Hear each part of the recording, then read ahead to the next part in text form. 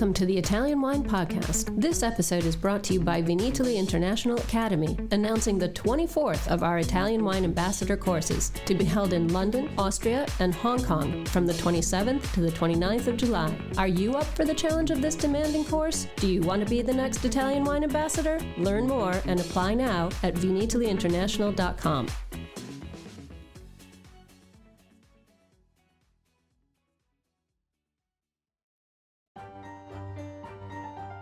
Welcome to Professore Attilio Scienza's newest book, translated and narrated by Richard Hough. This latest publication is part of the Mama Jumbo Shrimp series, entitled Mama Jumbo Shrimp Guide to Vine Prejudice, Fake Science and the Search for the Perfect Grape. This is a great way to get a sneak peek at the book before it hits the shelves, so listen in and let the geeky knowledge seep into your ears, because we all need a little bit of Scienza. Chapter 10. The Search for the Perfect Vine. A Dream Comes True. Towards the end of the 1930s, while Germany was embracing radical eugenic theories, which advocated the creation of the perfect man, an area of research in the agricultural field was developing through genetic improvement techniques. These were the first practical applications of Darwin and Mendel's theories in the viticultural field. The arrival of American diseases had been an important accelerator of research.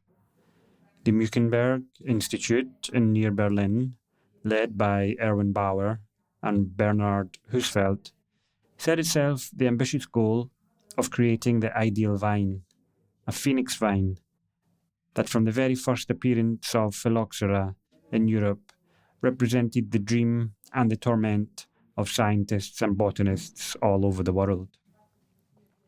Unlike France, which followed the classic path in the search for resistance through interspecific crossing, Germany, for ideological reasons related to the racial laws of 1935, prohibited the crossing of American and European vines.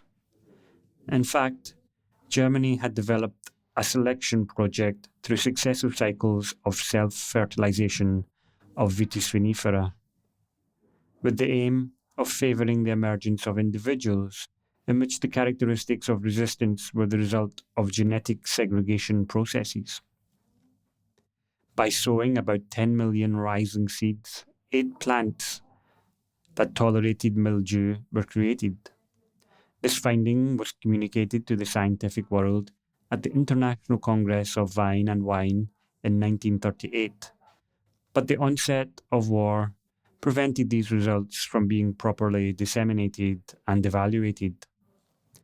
Less well known is the use in Bauer and Husfeld's genetic improvement programs of vines from the German colonies in Azerbaijan and Georgia, which had been cultivated in the South Caucasus since the early 19th century, giving rise to a flourishing viticulture which had enriched the botanical collections of Frederick William IV's Sanssouci Palace in Potsdam since 1840. Among the vines brought by the young German-Georgian ampelographer A. Roloff, there were some plants that showed a good tolerance to downy mildew and powdery mildew, and which were then used by researchers of the Kaiser Wilhelm Institute in Muckenberg to introduce resistance in German varieties. On this occasion, they also remembered a study published by Nikolai Valiglov in 1935 on the importance of using plants from very diverse geographical regions from each other, and in particular for vines from the Caucasus as a component for crossbreeding. The results of these studies were presented for the first time at the International Viticultural Congress in Paris in 1937, and raised lively objections on the part of the French researchers, who refuted the possibility of obtaining disease-resistant vines through crossing only European species, including those of Caucasian origin, and subsequent self-fertilization. The brilliant intuitions of the Vavilov school and of the German researchers were confirmed in 2007 with the successful sequencing of the Pinot Noir grape by the Fondazione Emond Mach, in which a large number of genes related to disease resistance were identified. Italian Wine Podcast. If you think you love wine as much as we do, then give us a like and a follow anywhere you get your pods.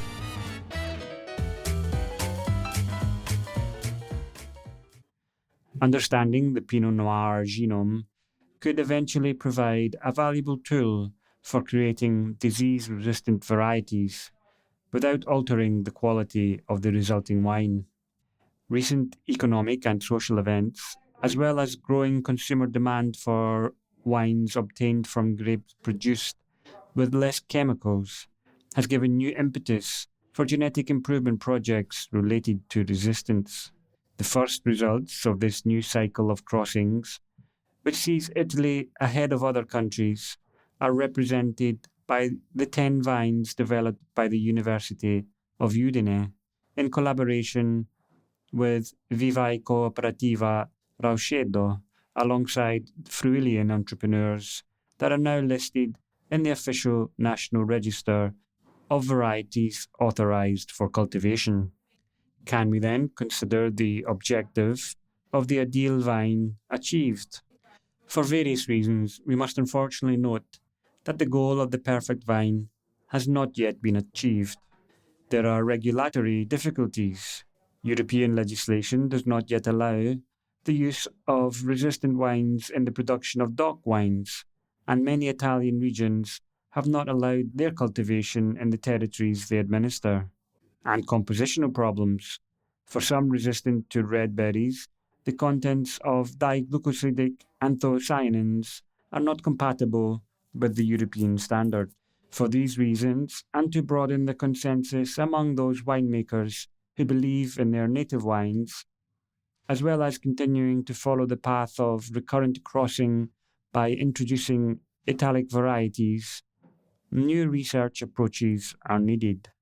The first, which can be defined traditional, consists of the use of a source of resistance of varieties from the Caucasian and Transcaucasian regions, which, due to their centuries-old use in the establishment of new vineyards, can be propagated by seed and have good tolerance to cryptogamic diseases. In 1947, at the 7th World Congress of Wine and Vine, Negrul, a pupil of Vavilov's, had reported this peculiarity, describing some varieties belonging to the Black Sea Basin, which not only showed good tolerance to cryptogamic diseases, but which also transmitted these characteristics to their offspring. This tolerance to powdery mildew has also been confirmed recently in a table grape found on the Silk Road, the Kishmish Vadkana, and in some Georgian wine grape varieties.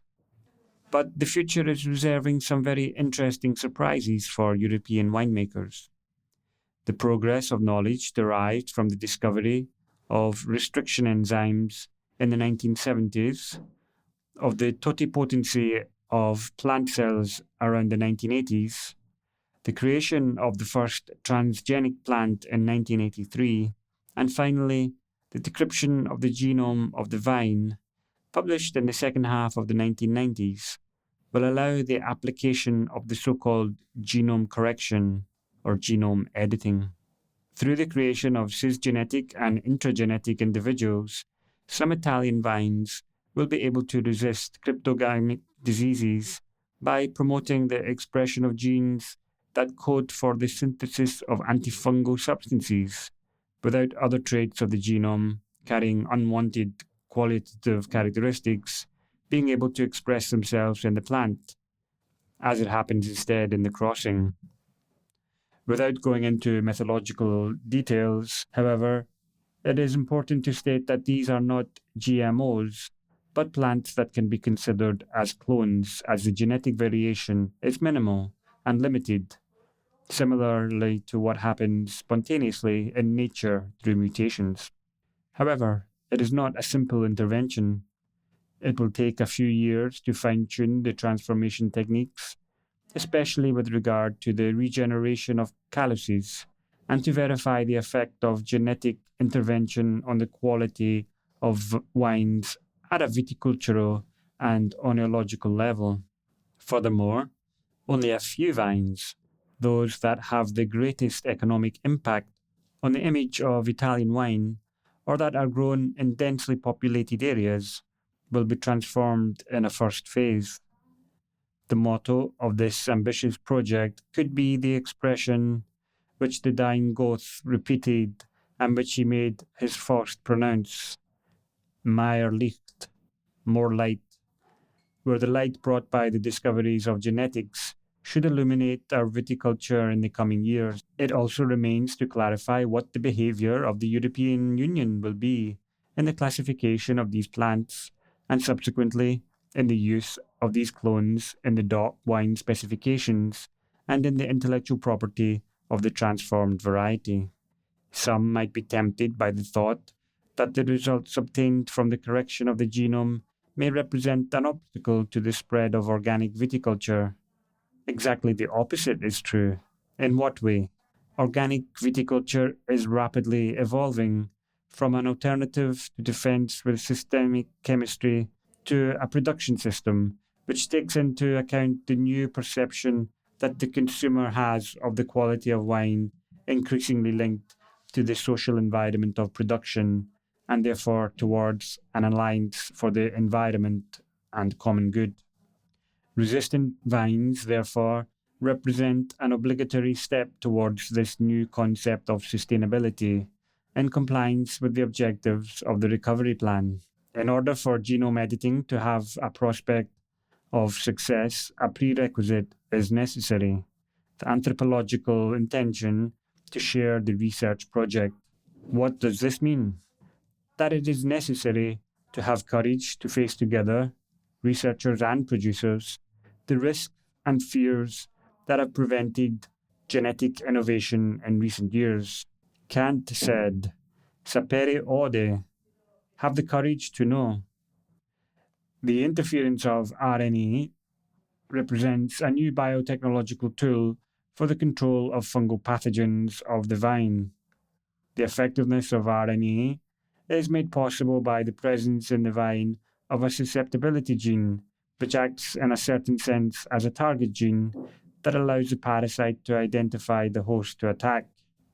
This technique, although not yet regulated at European level, will probably fall outside the strict regulations on GMOs, being free of transgenes. The exogenous application of polynucleotides that can influence the RNA levels of important virulence-related plant genes without modifying the host genome opens up new opportunities for the development of new scientific techniques and genetic strategies. Thanks for listening to this episode of Italian Wine Podcast, brought to you by Vine Academy, home of the gold standard of Italian wine education. Do you want to be the next ambassador? Apply online at vinitalyinternational.com for courses in London, Austria, and Hong Kong, the 27th to the 29th of July. Remember to subscribe and like Italian Wine Podcast, and catch us on SoundCloud, Spotify, and wherever you get your pods. You can also find our entire back catalog of episodes at ItalianWinePodcast.com.